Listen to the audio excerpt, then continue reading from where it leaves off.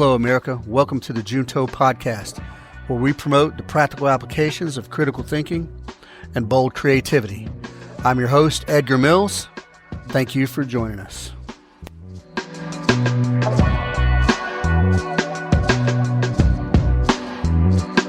Welcome back. Thanks for sticking with me. Today, we're talking about a unique topic, a tough topic. State-sanctioned death in Canada. And we're talking about Canada specifically because this is what I've been reading about lately, and they have led the way on on this medically assisted death or medically assisted suicide or whatever. You guys know that I'm a libertarian and I'm somewhat conservative in some of the policies that governmental type policies. But I don't like the idea that the state can put someone to death because whatever reasons the state thinks is a good reason. I see this,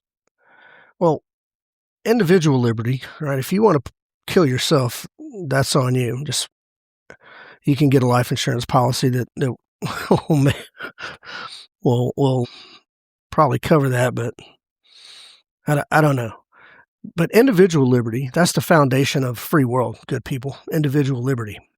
And as a libertarian, as anybody, we should all hold our personal freedoms as something that's sacred and unassailable and, in the words of the Constitution, unalienable. When the government gets involved, there always exists a risk of overstepping their power and violating individual rights. And so we want to keep the government involvement as minimal as humanly possible in our lives. That's the way I look at it. And please pardon me for coughing and whatnot. State ordained euthanasia. Well, that does definitely betray our individual freedom, but in a roundabout way. So they've legalized this in Canada now since 2016, and we'll get to it. And they call it medical assistance in dying. And then they've made an acronym that's MAiD to make it sound benign. You know what I mean? Just like a product. You're watching a commercial on TV, MAiD. Oh, check out MAiD. Ask your doctor if MAiD is right for you. This is a massive betrayal of what liberty means as an individual and agency and autonomy.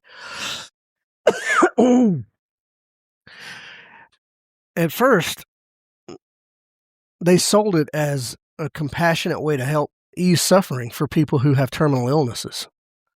And even libertarians and even conservatives and anyone who's ever watched a family member suffer through a terminal illness and ultimately die in agony, you can see that, right? You're like, yes, that is a compassionate way. If they are terminally ill and they fully consent in their right mind to choose the day of their passing in a painless, way, that seems very compassionate. And it might be. There's an argument for it.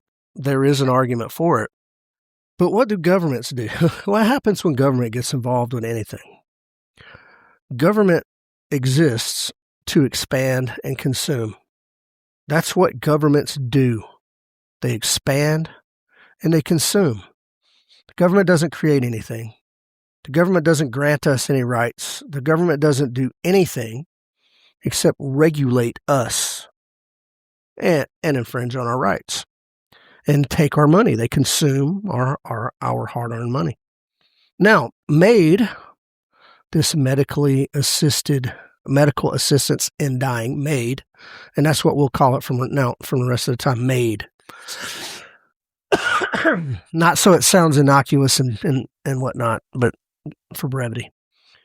It's already evolving into a system where the state manages right? Who ends their life and when.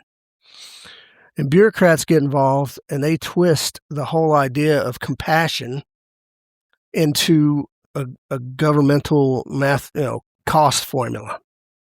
And in the end, if this continues on in Canada, and eventually, if numbers look good enough, right, other Western nations are going to adopt it.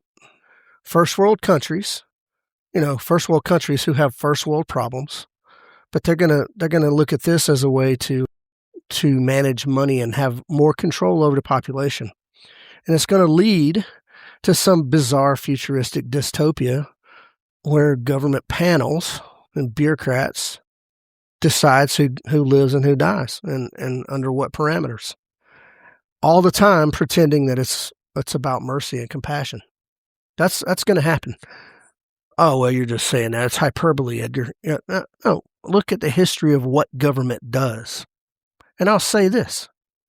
Do you want Donald J. Trump deciding who gets to live or die by death panel review?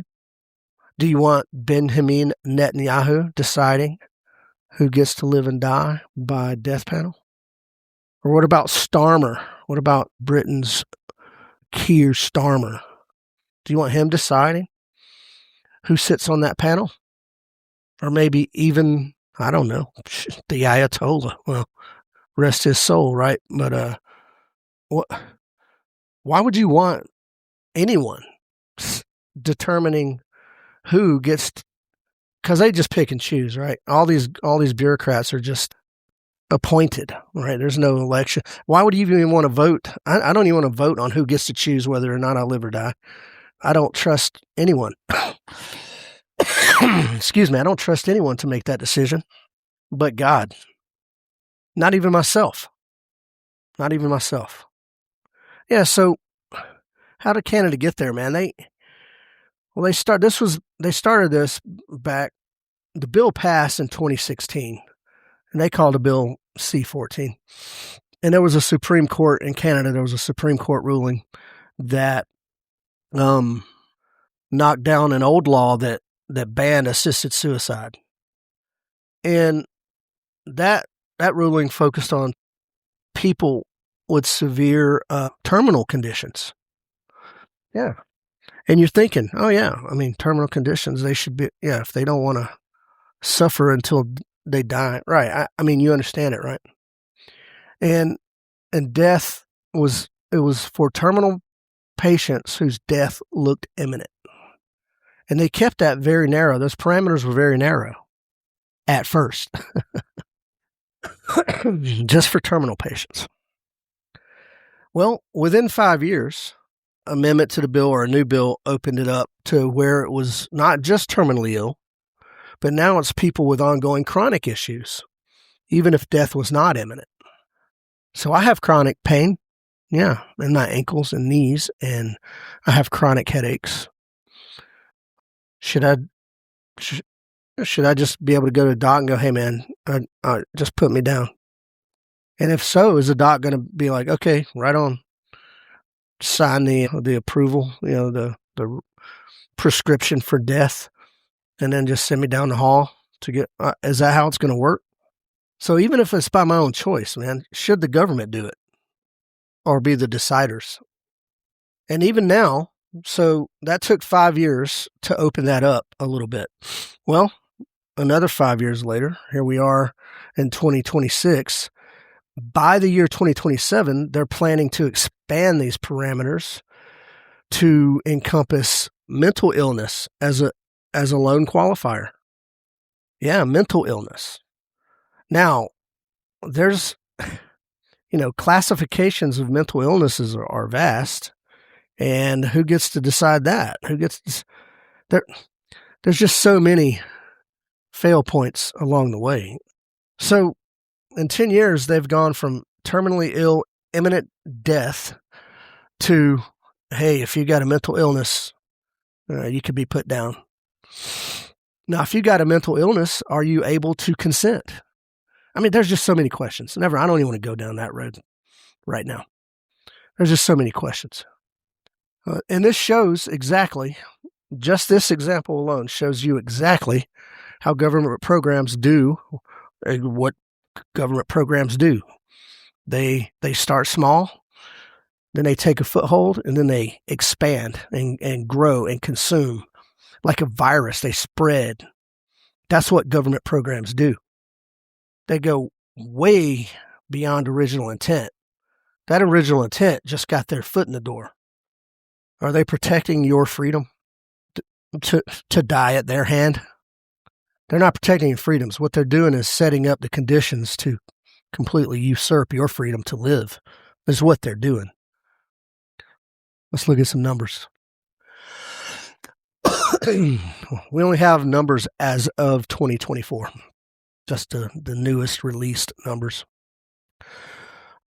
From 2016, since the enactment or the enacting of the MAiD program, over 76,000 Canadians have died under that program. In 2024, 16,500 people died under the MAiD program. That is 5.1% of all deaths in Canada. That's the fifth leading cause of death in Canada. The fifth, behind cancer and heart disease and stuff like that. Accidents, I think, outpace it a little bit. Fifth leading cause of death. And the danger and what is happening and has happened and continues to be a danger is that people normalize the state-run death option. Just like they've normalized abortion. Now, I'm against abortion. I'll just tell you now. And I have a lot of friends, even family members, who are not against it. And that doesn't change our relationship, okay? So let me just throw that out there. But I'm telling you, I'm against abortion. Because it ends, innocent life for sure, and among other things. But in Canada, they had, as of 2024, in 2024, about 101,000 abortions in 2024. How many were in the U.S. in 2024? How many infants died in 2024? 1.14 million. Yeah. So anyway, I'm just pointing out what happens when the government gets in the death business. Both euthanasia and abortion, in my opinion, cheapen human life. They devalue human life. And you get inoculated to human death, and suddenly life doesn't mean as much. It doesn't bother you as much to see somebody die, regardless of the mechanism. And I oppose both of those, by the way, just personally, with caveats, of course. I'm not an absolutist, good people. I understand there's exceptions to everything. But abortion supporters, they've accepted, whether it's maliciously, selfishly, or ignorantly, either one, that life begins, they've accepted that life begins at birth, and that's scientifically not the case. Now, I'm just going to say it now. In the show notes on Spotify, I'm going to have all the references that I used for any references to abortion, all right? And primarily, there's one that it was Northwestern University in 2016 that discovered this spark of, they call it the Zinc flash or something like that, that sparks life, folks. And if you don't believe it, okay, but there are thousands of scientists that do. And if you don't like that, right, the spark of life don't mean anything. It's just a clump of cells. To me, universally, a heartbeat is a sign of life. I mean, how do you know when somebody's dead? Their heart stops beating, right? So how do you know if they're alive? Anyway, that's another topic. I'm going to have all these references in here to include some references that talk about the political side of that, and the value of life in a political blah blah blah. It's all there. So anyway, abortion. Never mind that. It cheapens life, folks. Abortion cheapens life. Euthanasia cheapens life. It devalues life. So the people who are on board with both of these, or if you're on board with one and not the other, then I don't understand your logic. Both abortion and euthanasia, they treat the unborn for sure, but the elderly or the disabled or even mentally ill as expendable things that can be thrown away when they don't fit, whatever idea of usefulness or convenience or whatever, or whenever you've made a life-altering mistake out of carelessness or for whatever reason you've made a mistake, so now you can murder a human and move on and enjoy your life. And many people celebrate that, and that's sad to me. But this setup turns death into sort of a gold governmental task instead of a natural part of life and the respect for human life that I think we should all have. MAiD, as the fifth leading cause of death, it takes what they pitched as acts of mercy, right? That was the pitch. Compassion for the terminal. And they turn these things, slowly but surely via policy, into everyday routine. For a small fee, of course. I mean, taxpayers will pick up that fee, I'm sure. And these numbers that I said, there's nothing compassionate about those numbers, folks. They don't scream compassion to me at all. What they do is they subtly whisper very, very, very dark things that lead to a cultural shift where people accept the state as the arbiter of death. And some people out there, just beyond me, why they want political officials and bureaucrats making decisions for them. I guess it takes the responsibility out of it all. I guess. All right. So some of the parameters, right? Clearly they sold that and they're still kind of holding on to it a little bit, but consent, good people, consent. I can see that a terminally ill patient at the end of their life in constant pain, if they have their wits about them, I can see that they would say yes. Just, I don't want to be a burden on my family. I don't want to be a burden on the system. I don't want to be a burden on this and that and the other. I don't want to suck dollars as I'm sitting here suffering. Please, let's put just an end to it. I can see it. But now, as this goes on and on, it's 10 years old now in Canada.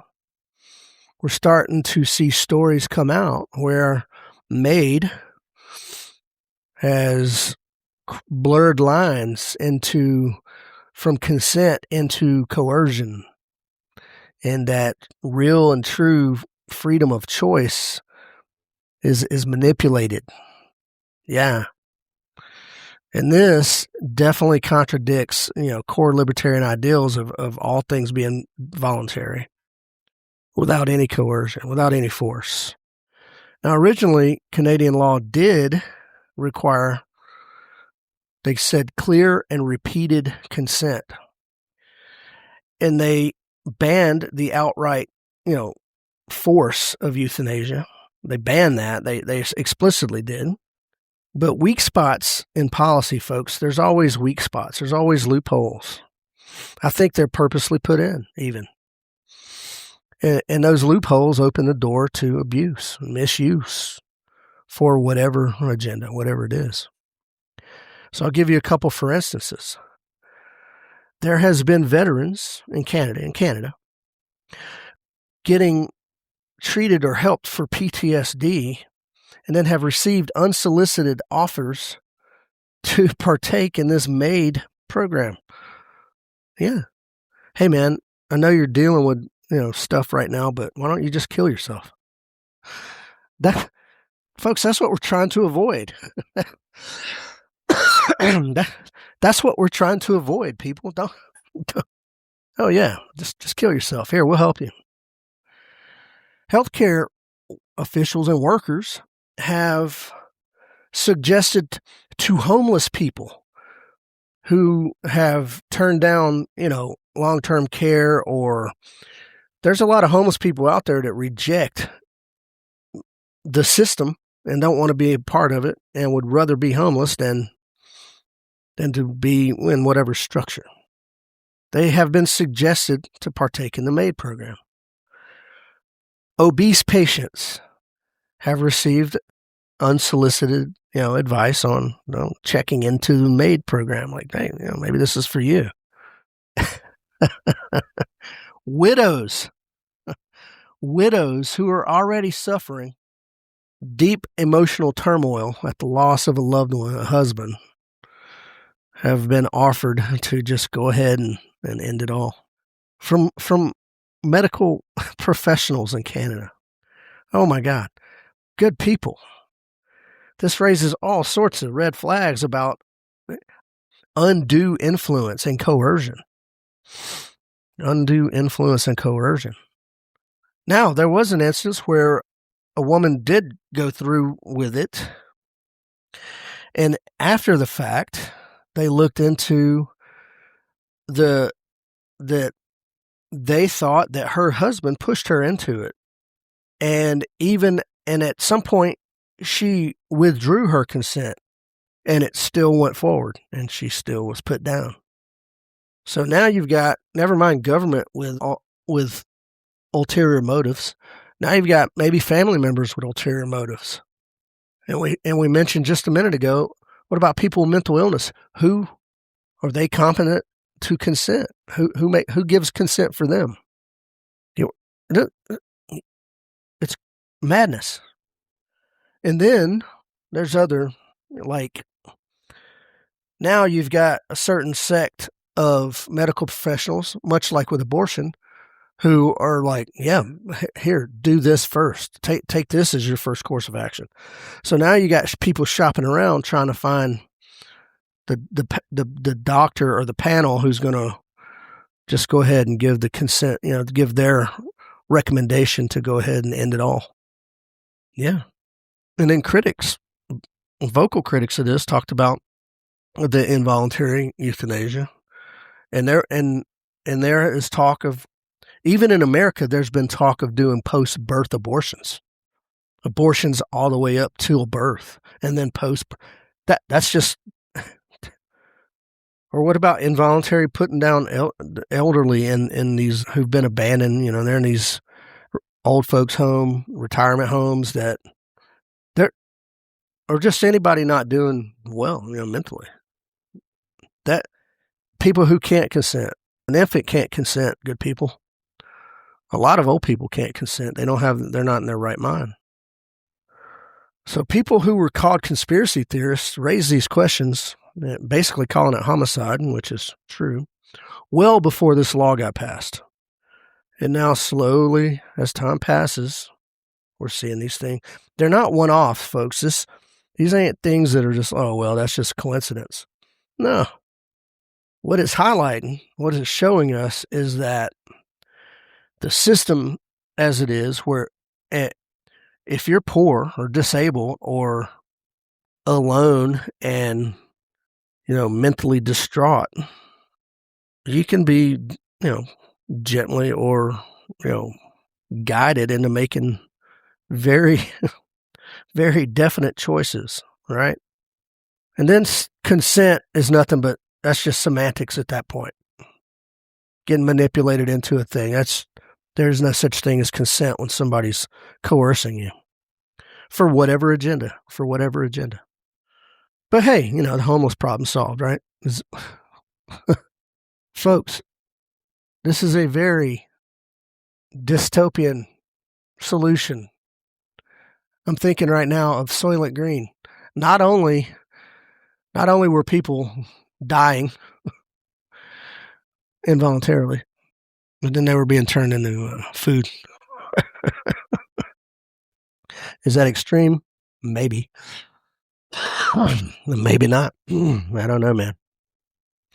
So the solution to this elderly problem of, elderly people being abandoned by their families, or homeless problem, or mental illness problem, well, the government is not a scalpel, good people. It's a hammer.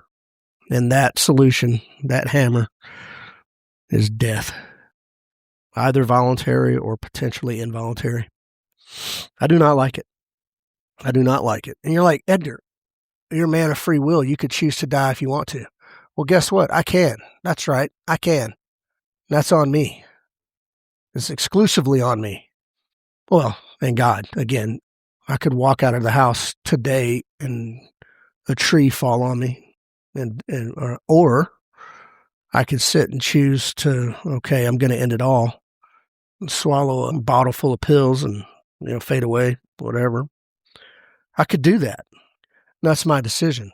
However selfish it may be, or however much damage it may leave in its wake, but that would be my choice alone. Not a government panel, not a doctor who don't like me much anyway. You know what I mean? All of this stuff, this MAiD, this assisted death, it has its roots, good people, in, like most things government, big government, it has its roots in socialism and leftist ideology and Marxism. Yeah, it does. You're just conflating the two, Edgar, to make to shit on socialism. Yeah, I do shit on socialism. But the passing of such a law, all it does is gives legitimacy to all these conspiracy theories that 15, 20 years ago, people were like, yeah, sooner or later, the government's just going to be trying to kill you. and you were called an idiot, and you were called conspiracy theorist and whatever. And look, there is a freaking law now in existence. All this stuff gives legitimacy to these conspiracy theories.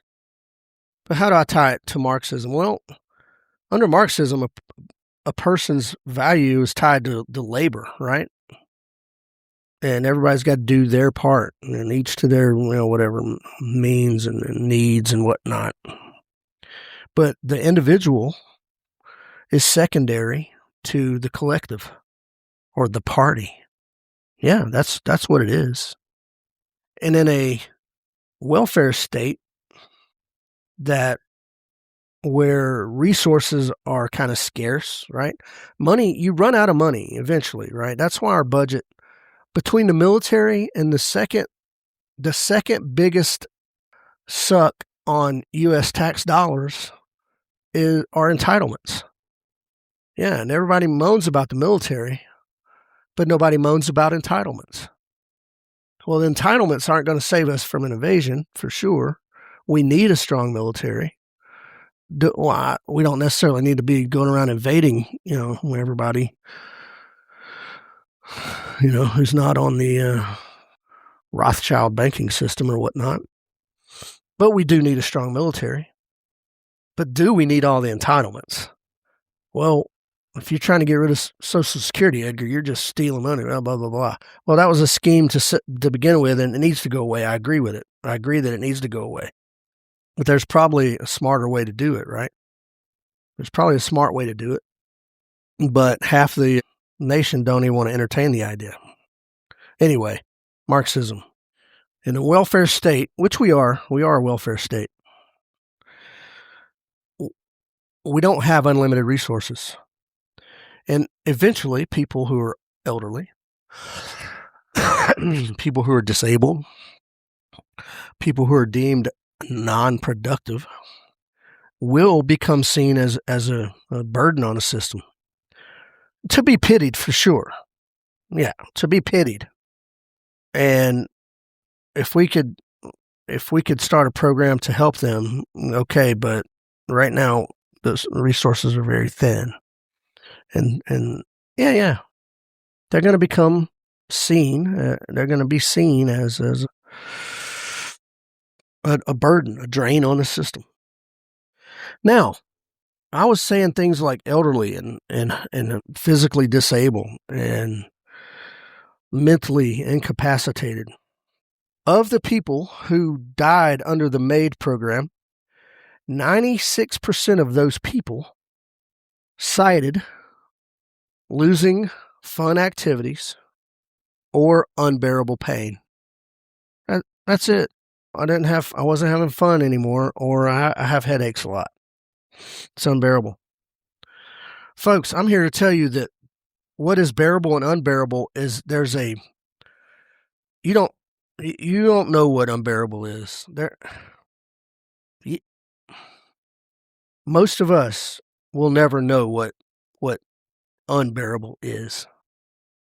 So this program, 96% of those people saying the loss of fun activities or unbearable pain. So they've just essentially devalued life to, well, if it isn't fulfilling, do yourself in. So first it starts out, and I'm not going to judge the people who choose to die, even people who commit suicide.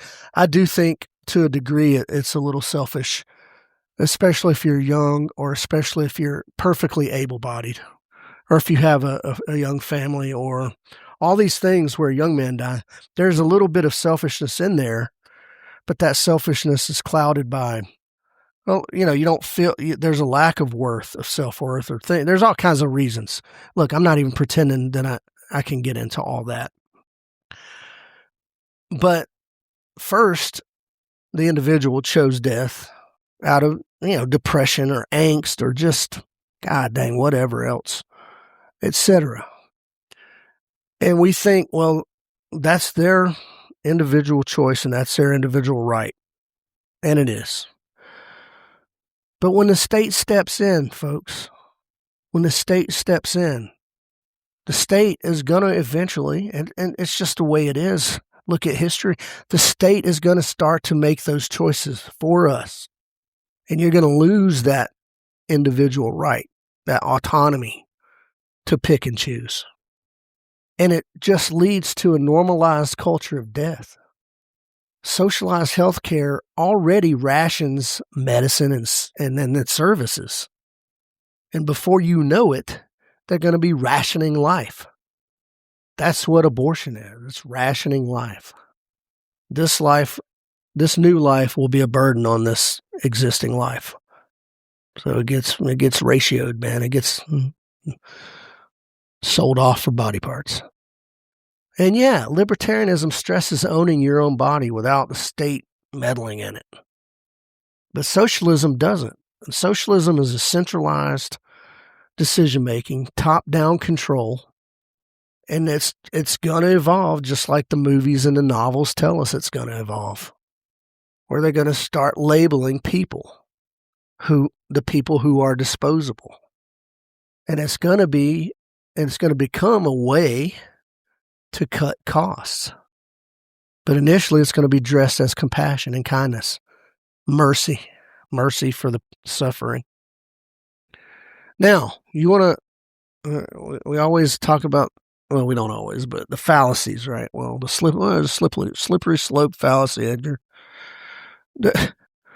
If we follow this down its logical path, and I'm not talking about its conspiratorial, path, right? If we follow state-sanctioned death down its logical path, it is going to lead us into the world that we've read about in the various novels. Friggin' Soylent Green, Brave New World, Logan's Run, where faceless bureaucratic party officials sit on mundane, routine death panels, and they select the fates of thousands of people based on subjective analysis. Yeah. Whether they use pain level as a thing or how much this human cost to exist without producing, whatever their metric is, that's what it's going to be to choose your value. And you no longer are going to have much say in that.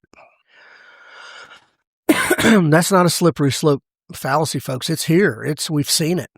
In 10 years, since 2016, this law has gone from terminal cases with imminent death to chronic pain, no imminent death, soon to be mental health issues, all as the sole qualifier. That's happened all in under a decade. So you tell me how slippery that slope is. Yeah, that's how fast so-called protections and safeguards disappear, under a government agenda. As libertarians, I don't know. I don't know what the libertarian stance on this. I kind of do. Generally speaking, they're oppose any government interference in anything.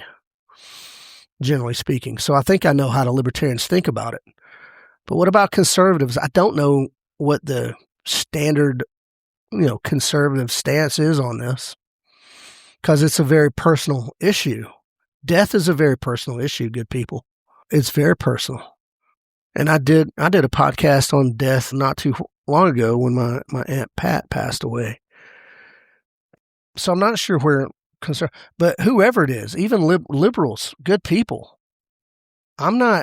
we should fight this dynamic, this government sanctioned, death. We should fight it. And not for some preachy Christian moral reason, even though, yes, all that exists, but to put up a safeguard and to fight for our individual freedoms to keep the state from taking it over. Now, as a liberal, I ask you this: do you oppose the death penalty? And why? And if your answer is, I do oppose the death penalty because of consent, then we got to look at everything I brought up as a potential coercion and usurpation of that consent via MAiD. And if you oppose the death penalty because of consent, because it's cruel and unusual, then what about abortion? So there's a lot of weird interconnectivity here that I see a lot of people be kind of, inconsistent on. Yeah. We should fight against this, folks. We should fight against it. I told you all in another podcast, I can't remember exactly what I was talking about, but about the death penalty. And I say this a lot to people when I talk about intellectual consistency. I'm opposed to abortion, but I used to be, and I still believe that some people need killing, but I'm opposed to the death penalty as being delivered by the state, because I know the state is flawed, because I know courts are flawed, because I know juries are flawed, because lawyers are greasy, and on all those things. And technology, the advancements in technology, I don't know the numbers overall in America, but there have been many men who were imprisoned who, due to technology, got exonerated. And probably a few of those on death row even. So technology is always evolving. To put somebody to death and then 20 years later go, man, we're sorry. Unacceptable, man. Unacceptable.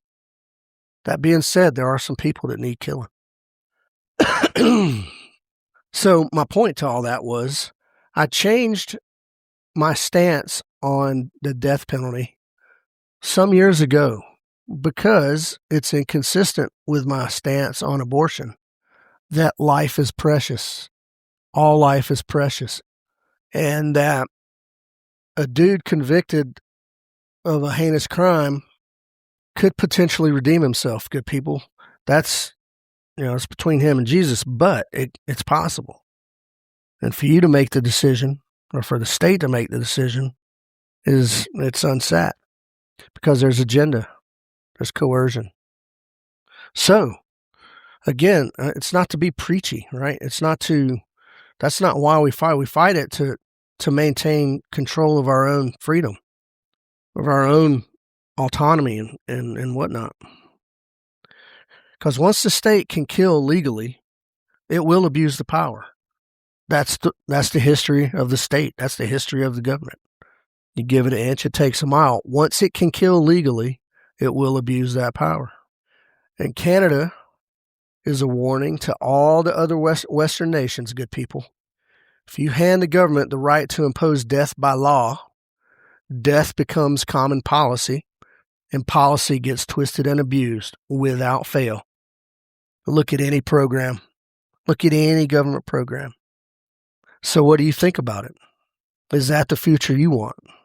And if yes is the answer to that, well, what if the other side's in charge? Do you want the other side to be in charge of picking and choosing which American citizens get dead and when? What if the other guy's in charge? Think about it. All right, good people. That was what I wanted to talk about today. It's a little short, but pointed. And I'm sure I'll get some hate mail on my abortion opinion. But again, that's my opinion. I'm entitled to it. And you're entitled to yours. So do reach out. Yeah, do give me some feedback. I'm eager to hear it. Good people, thank you for following and listening. I appreciate you. I think we're putting out good numbers here. I think I got a little feedback from my friend Jake, and he said we're doing pretty good. So from Peaceful Sea Network. So I think what I'm doing is good. If you want to hear a certain topic or a certain subject, or if you want to expand on a thing, just hit me up. thejuntopodcast.com. That's where to go right there. Other than that, folks, thank you very much. Check out the other stuff, ospreyshootingsolutions.com. We got plenty of shooting stuff coming up. 2teamguys.com. We can always schedule 2 Team Guys courses. And then, as always, folks, if you're feeling charitable, please consider giving to givesendgo.com/help-a-homie-fund so that we can continue helping these young folks out there struggling, or these people who need things that they just can't get them. Life-giving things, food, shelter, etc. All right, good people. Thank you very much for your time. Be safe, and I love you all. Take care.